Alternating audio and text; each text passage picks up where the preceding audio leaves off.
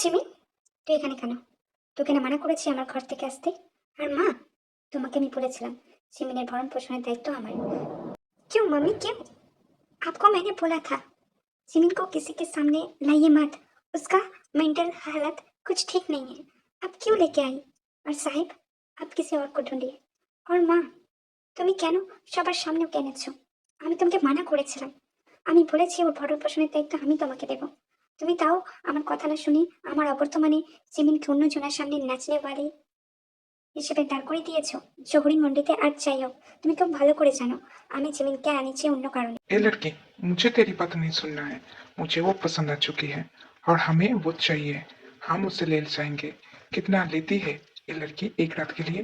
बता दे मुझे। जितनी भी चाहेगी उससे ज्यादा दूंगी मैं। मुझे वो पसंद आ गई है। मैं तो उसे उठा के ले जाऊंगी अगर कोई नहीं देगा भी तो। मुझे वो बहुत पसंद आ गई है, समझी? और मैं तेरे बात से गुस्सा हूँ। मुझे वो चाहिए, मतलब चाहिए।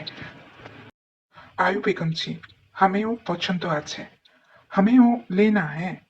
हमें उसको लेके जाने हैं पेट में। कितना लेती है ये लड़की एक रात के लिए? बता दीजिए। आपको तो पता ही है मैं कितनी बड़ा बिजनेसमैन हूँ। अभी के लिए आपकी जोड़ी मंडी में मैं पहली बार आई हूँ और वो लड़की मेरा खास बंदी रहेगी। मैं उससे मेरे नाम पे खरीदना चाहती हूँ। जितनी भी लगेगी मैं आपको देने के लिए राजी हूँ। इस मंडी में सिर्फ मैं उसे टच करूंगी और तेरे टांग खींच लूंगी साले। तेरे लिए मेरा जिमिन नहीं, ওকে? किसी और को ढूंढ जाके। আর মা, তোমাকে বলেছিলাম এসব কাজের জন্য আমি জিমিনকে এখানে আনিনি, ওর ট্রিটমেন্ট করাচ্ছি আমি। আর জিমিনই বা কেন এসেছে? ওর সাথেও আমার কথা আছে, আমি ওকে নিয়ে যাচ্ছি এখান থেকে। তুমি এই সাহেবকে যা হোক বলে বিদায় করো, আমি আমার জিমিনকে কখনোই কারো কাছে পাঠাবো না। আর এই সাহেব, আমাদের দেখুন, আমাদের দেখুন, আমাদের নিয়ে এনজয় করুন না। আপনি কেন ওর দিকে তাকিয়েছেন ফালতু ফালতু? আমাদেরও যৌবন প্রচুর তাজা, ভীষণ তরতাজা, আর এক্সপিরিয়েন্সও প্রচুর আমরা। আপনি যেভাবে চাইবেন আপনাকে সেভাবে সুখ দিতে সক্ষম আমরা। বুঝতে পেরেছেন? আপনি যা দেবেন আমি খুশি মনে নেব, আপনার সব আবদার পূরণ করব। এই কলসি থেকে মধু নয় নেকড়ে নেকড়ে খাবেন, আর ক্ষীর তো আছেই তার সাথে। যত ক্ষীর চাইবেন তত পেতে পারেন। এই সমস্ত ক্ষীর, সমস্ত মধু আপনাদের জন্যই তো। আর ও বাচ্চা মেয়ে আছে সাহেব, ওর দ্বারা কিছুই হবে না, ও এক্সপিরিয়েন্সড না। আপনি যেভাবে মালিশ চাইবেন আপনার ওখানে মালিশ করে দিতেও সক্ষম আমরা। আর ওরা পারবে নাকি? ধরতেই পারবে না, তারপর মালিশ করা। আর এ তো যাতা মালিশ নয়, বুঝতেই পারছেন। কি করে করবে ওই মেয়ে? আমাদের দিকে তাকান, আপনি যা চাইবেন আমরা দিতে সক্ষম। আচ্ছা, দেখছি দেখছি এ তো ঝাঁকুকের এক্স আছে, মোমো। এটাই তো বলেছিল ঝাঁকুক আমাকে। ওকে বলতে হবে এখান থেকে আজকে আপাতত বেরোতে হবে। মুডটাই স্পয়েলড হয়ে গেল, কারণ ওই লড়কিকে আমি পছন্দ করেছিলাম। वो लड़की, हाँ, वो लड़की मुझे नहीं मिला, पर उससे मैं उठा ले जाऊंगी एक दिन। और ये आयु बेगम, जौहरी मंडल की मालकिन, इसका तो अब वर्ड लगेगी। क्योंकि जंबो को अगर पता चला यहाँ पर उसका एक मोमो है, वो तो उसे खत्म कर देगी।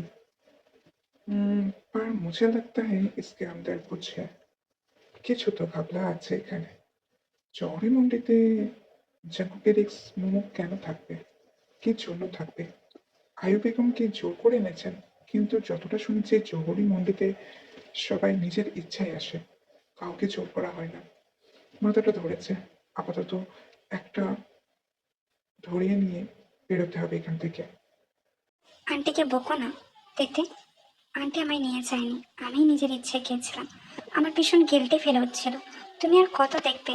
তুমি তালিম দাও, সেখান থেকে রোজগার করো, পড়াশোনাও করছো, টিউশনিও করাও। আর এখানে তো সবাই সার্ভাইভ করতে পারে না। আমার আমাকে ঠকানো হয়েছে, আমার এক্স আমাকে ঠকিয়েছে। সে আমাকে চিট করে অন্য মেয়েকে দেখেছে। তারপরে তুমি অন্য মেয়েকে দেখেছে বলে তুমি অন্য পুরুষের সামনে এভাবে নাচবে? আমি তো তোমাকে সে কথা বলিনি চিনি, আমি তোমাকে ভালোবাসি। যখনই শুনেছিলাম তুমি অনাথ, আমি তোমাকে আগলে নিয়েছিলাম। তোমার ওই মায়া ভরা চোখ যেন আমি বলেছিলাম আমি তোমাকে বহুকাল থেকে চিনি, তোমাকে আমি আগলে রাখতে চাই জিমিন। তুমি আমার ভালো বন্ধু, আমি তোমাকে বন্ধু হিসেবে মানি।